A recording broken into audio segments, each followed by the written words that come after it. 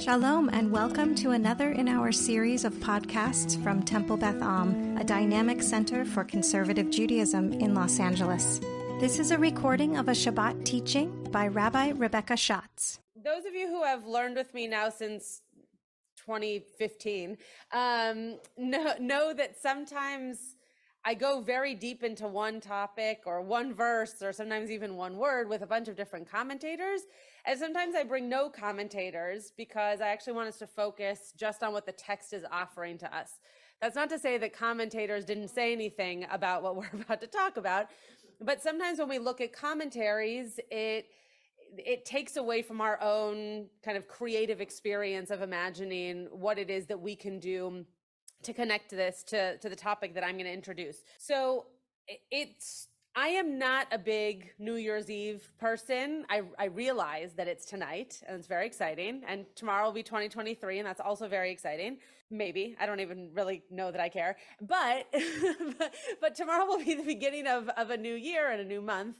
And it's just so interesting that tonight we also started the last book of Torah, such that next week, the first Shabbat of 2023, will be saying Hazak, Hazak, Venit Chazek.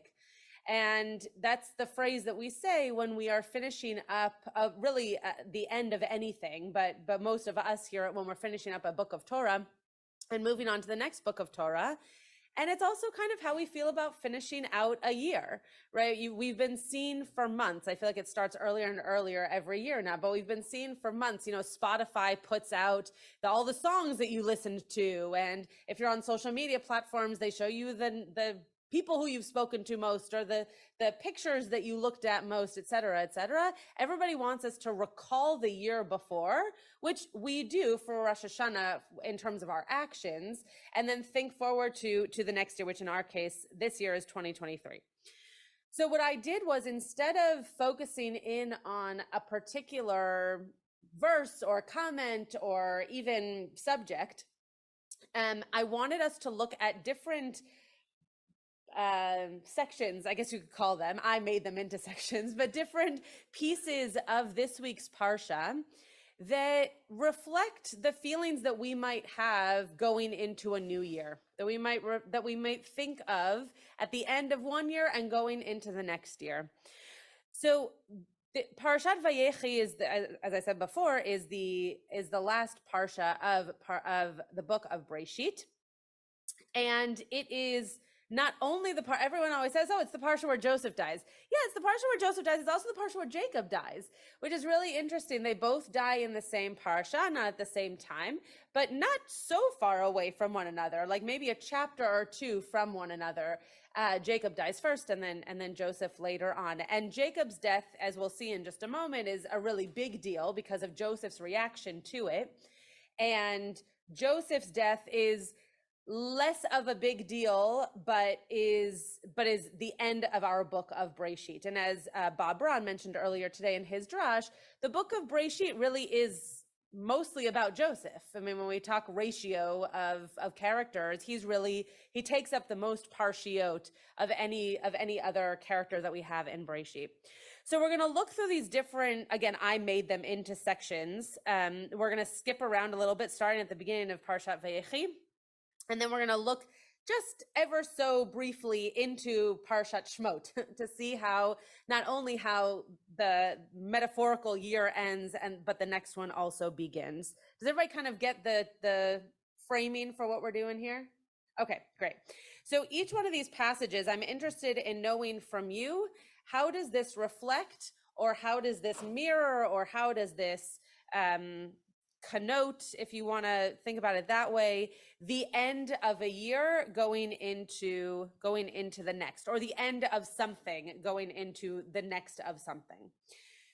Okay, so Breshit 48, chapter 48, verse 8 through 11. If those of you on Zoom have the sheet, wonderful, and if not, I'll just tell you what the verses are. Okay. So these verses start off by saying, Vayar Yisrael b'nei Yosef, Vayomer mi Elah. And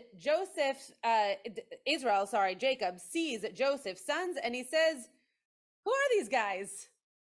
Right? He doesn't know them because Joseph has had this whole basically parallel life that Jacob has had nothing to do with. And so when Jacob first sees Joseph's sons for the first time, Jacob says, who are they?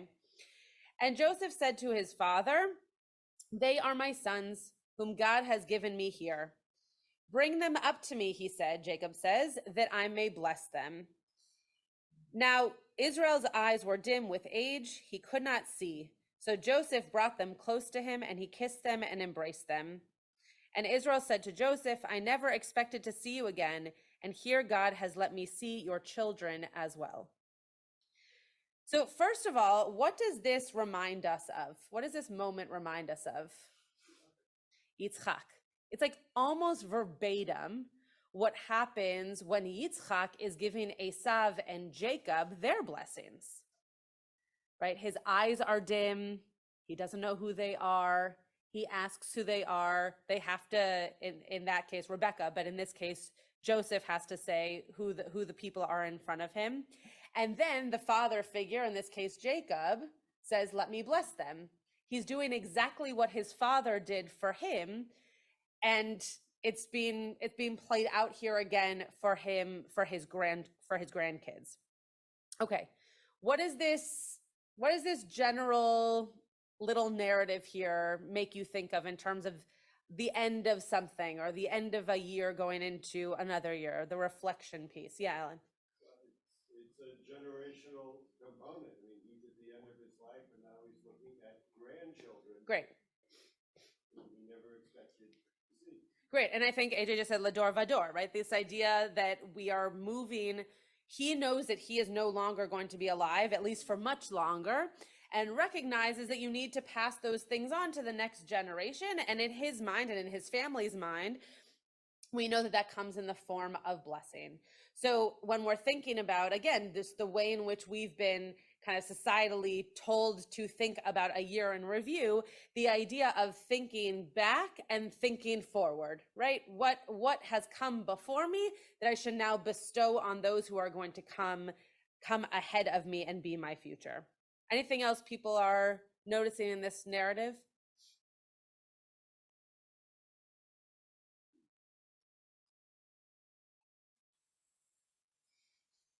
Yeah, Rebecca. I'm not sure it works with the framework. Yeah. You're skipping a generation. Interesting. But he's not blessing Joseph, so straight to the grandchildren. Great. So it's possible that there's some meaning in terms of the skipping of a generation. What we didn't see, I just didn't bring it for today, is that there is this whole passage. It might actually be an entire parak of Joseph giving his children what he calls blessings. If you really read into them, I'm not sure if they're all such blessings, but he at least tells them who they're going to be when they grow up. And so he doesn't skip a generation completely, but in this moment, the blessing that he's giving is skipping that generation, going to the grandchildren instead of to the children, which is fascinating and still shows that really forward thinking, right? Like he's dealt with his kids. Now he's really trying to do that for his grandkids. Yes, I know. Sure. Yeah, beautiful. Beautiful. I think that has totally to do with the framework. This idea of gratitude, no matter what you've been through or what you've experienced. And in terms of Joseph and Jacob, it's been very tumultuous, that you still come to this place of gratitude when you know that you're on the precipice of something else, right? So when we think about a whole year, the whole year might not have been great. Right? For a lot of people in this room, there were many difficult moments this past year that you're ready to not necessarily leave behind in a forgetful way, but be able to not have them in the coming year. And so to be able to say, I'm still grateful for the year that I had, even if it had its challenges, or even in their case, if we had our challenges. Yeah, Chaim. Going back to the echo that we have with Yeah. it's also a tikkun. Yeah, right.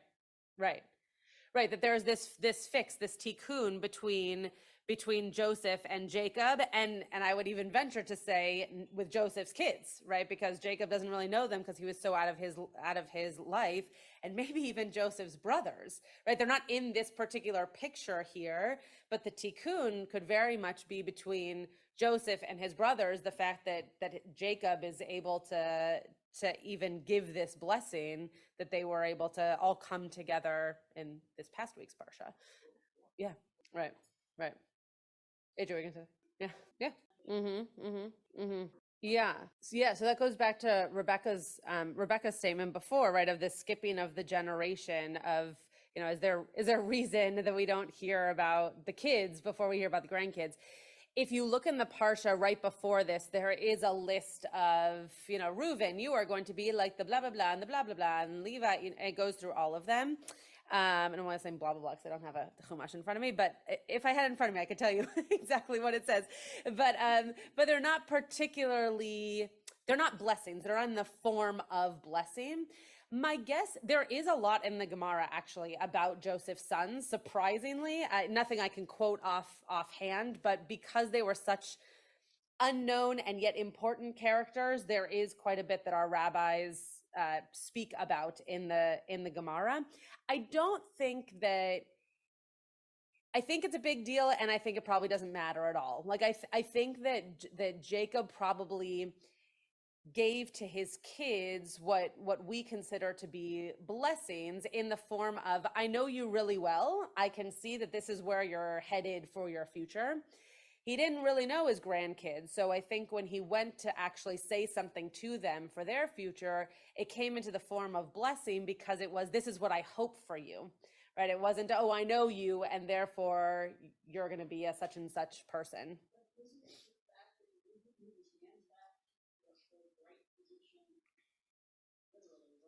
Yeah. Bless you. Oh, totally. Right. So we're gonna get to that passage right now. So hold that question, and then let's get there. So AJ's talking about this passage that comes next. It's about 7 verses later, chapter 48, verse 17. Vayar Yosef. Sorry, I have to hold it close to my face. Vayar Yosef ki yashit aviv yad yamino al rosh Ephraim vayera be'enav vayitmoch yad aviv lehasir oto me'al rosh Ephraim al rosh Menashe. So when Joseph saw that his father was putting his right hand on Ephraim's head, he thought that he was making a mistake, right? So he takes his father's hand and he goes to make it right, so to speak. Now, interesting, if you think back to the Jacob story, he should know better. He should know better than to move his hands, because Jacob, who's the one giving the blessings, did exactly that, right? I mean, he wasn't the one with the hands. He was the one getting the blessing. But still, this idea of the hands being important as to where they're placed, Joseph should have known that. But okay, let's keep going.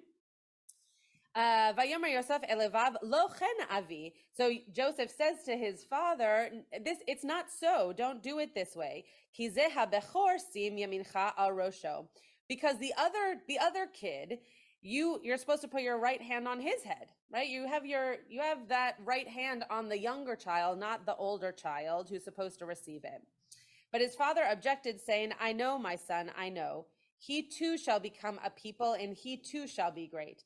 Yet his younger brother shall be greater than he, and his offspring shall be plentiful enough for nations. So to go back to AJ's question, did he have some divine providence that his hands needed to be switched such that the younger of the two got the quote better of the blessing? Sure. It could also be the case that he saw something in him that made him look like he was going to be stronger and more able. I have really no idea. But wait, he's actually seeing them for the first time before he gives the blessing. Right. Well, that's why AJ had the question. Yeah. No, yes, but according to what he was seeing something in them, that would be a stretch. That would be a stretch when you've seen someone for the first time. My gut instinct is, well, you're not worthy of the blessing. Well, sort of, except for if you think about it in the opposite. If you think about how we judge people negatively, we do that very quickly, right? So it's possible, right? If you see someone, I don't mean negative in terms of their character. I mean, if you see someone walking down the street and they seem disheveled, right? And you might move a little bit more out of the way so that you won't encounter them because you might be concerned as to what that encounter might be. I'm not saying that's the right thing to do. I'm just saying that's generally the human thing that we do. So it's possible that Jacob just had a really natural way of not only reading a person based on those kinds of features, but maybe he really did see something in these kids that he could tell based off of how they were playing with each other or how they were I mean, I'm completely droshing. None of this is written anywhere, but it's possible that he just could tell based on their attitude in the world that one was better than the other, or it could be divine, right? Or it could have been that he had some connection with God telling him, no, this child is going to be greater than the other. So I'm going to, or maybe those two things are the same. Beautiful. Yeah. Right. Or did you have your hand up? Yeah. Right. Well, and to go back to the original framing, right? That if we know that these are going to be the people who create nations for our people, not to be redundant, that it's important that when we think about a chapter closing and another chapter opening, which in our own Torah is the end of one book and the beginning of another, it's important to know who those people are going to be that are going to be able to be strong and lead us in masterful ways, rather than just be like the nice guy, right? That Jacob really needed to think about who those people were going to be. I just don't have a good answer as to how he knew which hand was to go where. And I'm sure there are commentaries on it, but Rebecca Schatz doesn't have an answer for you. Were you going to say something, Joel? I was just going to say, according to Rashi, Jacob did have a relationship with Ephraim, and he studied Talmud with him. Oh, before this? Yeah. Oh. Really? Yeah. Oh, okay. I wasn't sure if that little moment was... Yeah. Oh, I see. I was like, what? There's something that I'm not catching on to. What Joel just said was that according to the rabbis, there's this Rashi, there's this understanding that Jacob, I don't know, I keep doing that. Jacob had a relationship with Ephraim that they used to study Talmud together. Now, the joke in that is that the Talmud didn't exist when they existed. I did not catch on to that as quickly as everybody else in the room did, but yeah, I think, but that's right. That's where the Talmud comes in, that the rabbi or Rashi come in, where the rabbis are trying to make an understand. That's why I didn't want to bring commentaries, because I wanted us to be able to think kind of beyond, like, what are the answers that they're giving, which that makes no sense. It's lovely, but it makes no sense, right? So why was it, right? This question that AJ is asking that we can only think about beautiful answers to. How could it be that Jacob knew to switch his arms? Yeah, Rebecca. Oh, interesting. It was intentional. Yeah. Right. That's interesting. That maybe this, in terms of that idea of tikkun, that this is actually showing us that wasn't, quote, wrong or done in a haphazard way. It was really done with intention and a knowing that those two people had to receive different blessings based on who they were going to be for us, that there was no malintent in terms of how Rebecca or Isaac went about it, but that was actually what was intended for the two of them. That's very interesting. When I read this passage, the thing that I thought about immediately in terms of the end of a year is that sometimes we have to think about things with a different framework to be able to be okay with them when we move on, right? That sometimes we look back at our year and something that was either very challenging or a mistake we made, or bless you, something that happened that in the moment felt like we were never going to get out of it. I'm not talking about, tragedy or anything, anything really terrible, but maybe we, I can't think of a good example right now, but like a mistake we made or something that was hard for us to get over. That sometimes when we're thinking back, when we're recalling a year, we have to give ourselves a little bit of the benefit of the doubt and wonder if that wasn't a lesson that we needed to learn, right? That wasn't something that was kind of done with it. It was really terrible in the moment. It was a bad challenge, but then we were able to get through it to be better people, hopefully, right? That there's a way of kind of looking at things from the other side to be able to reflect in such a way that anything that had happened was for me to experience so that I could move through it. Again, I would never say that to someone who's in grief or someone who went through a terrible tragedy. I don't think that those things align. But I'll tell you a funny story. This didn't happen this year. When I was working in Northern California, but I was still running Kol Tefillah for Beth, I had talked to everybody here, so Rabbi Kligfeld and Cantor Shorney, and we had gone through all the dates that we were going to have this next conference, and it was going to be the conference that I ended up actually, I had been hired by the time that conference happened, but it was going on during the preparation for it was going on during my interview, and so everything was like a little bit more complicated, and I was looking at dates everywhere, every calendar, because I didn't work here, so I had to look at my calendar. Anyway, long story short, we sent out this huge email to everybody that we knew, everybody who had ever been to a Kol Tefillah conference, sending out the date. It was going to be February 21st, 2020. And we sent it out, and it was so great. And about, 3 days later, I decided, well, maybe I should put in my own calendar so that I remember it for the next year. Lo and behold, it was my cousin's wedding, and I was officiating. And I hadn't put it on my calendar for the same reason I hadn't put Kol Tefillah on my calendar yet, because I just figured I would remember. And so I was mortified, and I had to send out this terrible email that apologized and said we would find another date, et cetera, et cetera. And I was mortified. It was a terrible experience. It didn't cause anybody any harm, thank goodness, but it makes me write emails differently now, right? When I know that something's going out to a large group of people, I write them very differently and check lots of places. So that's a very small, not really consequential example to this, but the way in which we think about things we've done and then reflect on them sometimes allows us to have a better perspective on them moving forward. Okay, this next one is pretty obvious, but Genesis 49, verse 1, it says, Vayikra Yaakov el banav. So Jacob called to his sons, Vayomer heasfu va'agida lachem et asher yikra etchem be'acharit hayamim. So I'm going to tell you what's going to happen after my days are over. At the end of my days is what it says. Vayachal Yaakov letzavot et banav, vayesof raglav al mita, vayigva veyeasef el amav. So Jacob finished telling his sons what he had to tell them, and he drew his feet into the bed, and he breathed his last breath, and then he was gathered to his kin. Now, just very interestingly, vayeasef is the same word that Yosef stems from, so it is an interesting use of words for his last moments. Vayipol Yosef al pnei aviv, vayevk elav vayishak lo. So Joseph falls on the face of his father, and he cries literally upon him, and he kisses him. So I'm just going to speak to this one, then we're going to go to the next one, because I'm just looking at the time here.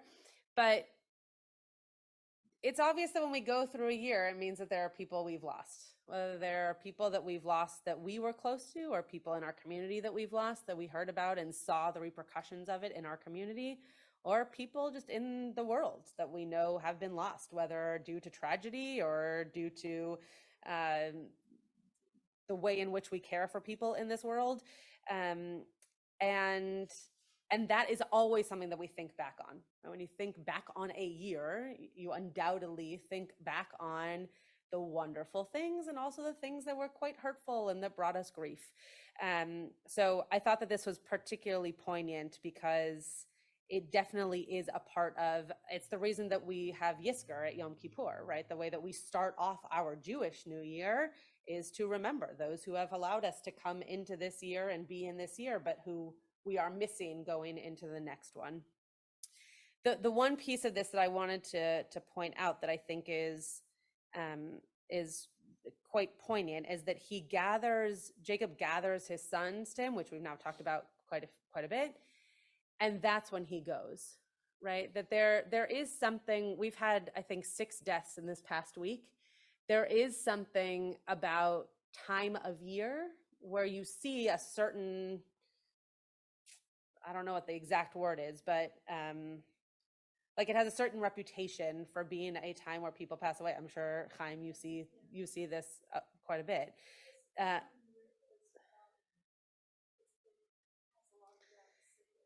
Yeah, so I think that there's something to just realizing that in a moment where people are recalling a year with people, that this is also potentially a time of year that right on the precipice of a new year, people are wondering what a new year is going to be like without those people around. Correct. Yeah, if they can, yeah. Yeah, yes. Hmm. Sure. Yeah. Yeah, I think we all celebrate and all commemorate and all reflect in different ways, right? I think that is really, it's an important thing to do. I think being Jewish, we're lucky that we kind of have it twice in our calendar, that we do it really deeply and intensely at the beginning of our year in September, October-ish time for Rosh Hashanah and Yom Kippur. And then in the secular year, we get to do it again now. And so some people feel more connected to when your calendar shifts from 2022 to 2023, and others from 5782 to 5783. So it just, but yes, I think you're right that we all are dealing with that celebration and that commemoration differently. Yeah. Yeah, sure. Yeah. That's great. It's a great outlook. So yeah, Sandra. Yeah. Yeah. Yes. Yeah. Right. That not only is he to the people who he's closest to, but also those who came before him. Yeah. So this next piece is might take a little bit of a stretch, but I'll be very impressed if someone can connect it. It's actually, this next piece is what made me think of doing this teaching this way. But so it says here, Joseph went up to bury his father, and with him went all of the officials of Pharaoh, the senior members of his court, and all of Egypt's dignitaries. Together with all of Joseph's household, his brother and his father's household, only their children, their flocks, and their herds were left in the region of Goshen. Any thoughts as to how that's connecting? Yeah, AJ. In contrast with Pesach, in which way? Mm. Oh, interesting. Yeah, right. Yeah, maybe. Right. Oh, interesting. Yeah. That's fascinating. That's really fascinating. You should remember that for when we read that part of Shmot. That's a fascinating parallel. I do think that. Rabbi, would you repeat for Zoom? Yes, I can try. Yeah, so AJ was pointing out that this seems to be kind of a parallel or mirror to what we then experience in reading about the Egyptians during the Passover story, and the way in which they deal with their flocks and their stuff and their families, which is almost opposite to how we're now seeing these Egyptians gather together with the family to go up to bury their father. Yes. Do you want to just say it? It might be easier.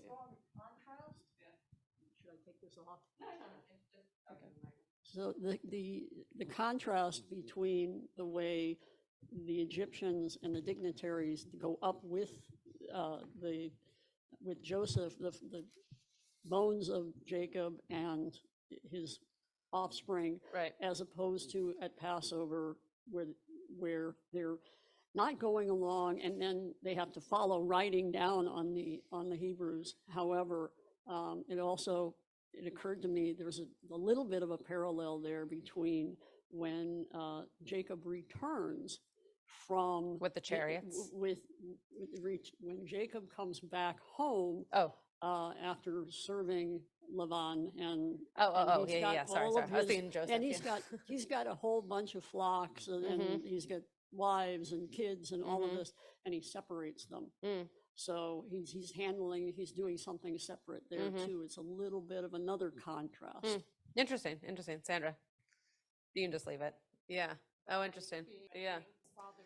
Great. Beautiful.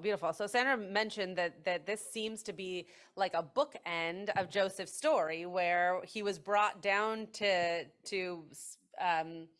to be in this Egyptian court, so to speak, in a very different way than he ends up leaving with them as comrades, right? They end up being his family and his community on the way out to be able to comfort him for his father. And that is what I was thinking about when I was connecting this to the end of a year. You never know when you begin a year who you're going to meet and who's going to influence the rest of that year, and who would end up by your side, or who would end up supporting you in a time of need, or even just in a mundane time. We have no idea starting tomorrow. By the way, you could say this about, March 2nd also, but like, let's go with January 1st, 2023. You have no idea when starting a year who before the next year is going to end up impacting your life, and who would end up being these dignitaries, important or not, but the people who would gather with you to be in moments where you would need them most. And that to me is, I think, one of the most important reflections is, at this time last year, did I know that so-and-so was going to be such a close friend? Or did I know that I was going to end up being so close to so-and-so because I walked through a grieving moment with their family? Or did I know, right? You just never know. You never know who you're going to influence. And we definitely never know at the beginning of a year how many people that will impact in those 365 days. So the last one, I'm going to skip over the middle one here and then go to the last piece, which is actually the beginning of Parashat Shmot.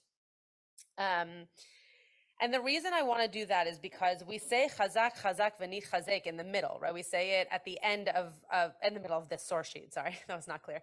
At the end of the book of Breshit and before the book of Shmot, of Exodus. And so what we see here is that Jacob died. We just read that. The passage I'm skipping over is that Joseph died. And then we get to the beginning of, you literally turn the page in our Chumash, right? There's a Haftorah in between, but then you turn the page in our Chumash, you get to the book of Exodus, and it says, Ve'ele Shmot Bnei Yisrael Habaim Mitzrayma. And these are the names of the children of Israel, so the children of Jacob, who came towards Mitzrayim. Et Yaakov ish uveito va'u. So of Yaakov, ish uveito is, you could either see that as man and his wife, they came, or let's just think of it as households. Their whole household came. And then it says a few verses later, because they just listed the names, so I didn't list the names for all of us here. Vayakom melech chadash al Mitzrayim asher lo yada et Yosef. And a new king came into power in Egypt, and he did not know Joseph. And this is how our story of slavery begins, right? So I think I'm definitely not trying to end on a sour note, but more maybe a realistic note, that we spend December 31st, some of us, not all of us, present company included, we spend December 31st celebrating and reminiscing and focusing on the way that the year was. And some people will make New Year's resolutions and want for this coming year to be beautiful and better, et cetera, et cetera. And we don't always think about the ways in which we're going to have people remember us, or things that we've done remembered, or make sure that that which should be changed or that which should not be repeated is not done in the coming year. Right? We do that a lot for Rosh Hashanah and Yom Kippur because it's all about behavior. We don't do that so much in the secular New Year. And so I wanted to remind us that at the end of this book that is beautiful and glowing and all about family being able to come back together, and it's really just the perfect kind of Disney fairy tale at the end of Genesis, that Shmot begins with reminding us that that really isn't reality. That as soon as that fairy tale was out of the picture, then all of a sudden we had real hardships. I hope that this coming year does not bring that for us. And I hope that December 31st does not turn into January 1st and have us not remembering who we were and what we've done and all of that. But I do hope that we keep in mind the things that we've done really well, and that we continue to do those things and we move them forward into the coming year. And also think of the ways that we've missed the mark, because we're really good at that on Rosh Hashanah and not necessarily as good for the secular New Year. And the ways that we can make that better in the coming year, because had this king potentially known of Joseph, or had his legacy been brought down for the generations, for the king to have known who he was and what he did for not only his own people, but also for the people of Egypt, potentially we would have had a very different story for the book of Exodus. You have been listening to another in our series of podcasts from Temple Beth Am, a dynamic center for conservative Judaism in Los Angeles. If you enjoy these podcasts, we invite you to write a review on the Apple Podcast site or wherever you get your podcasts. For more information about Temple Beth Am Los Angeles, go to tbala.org.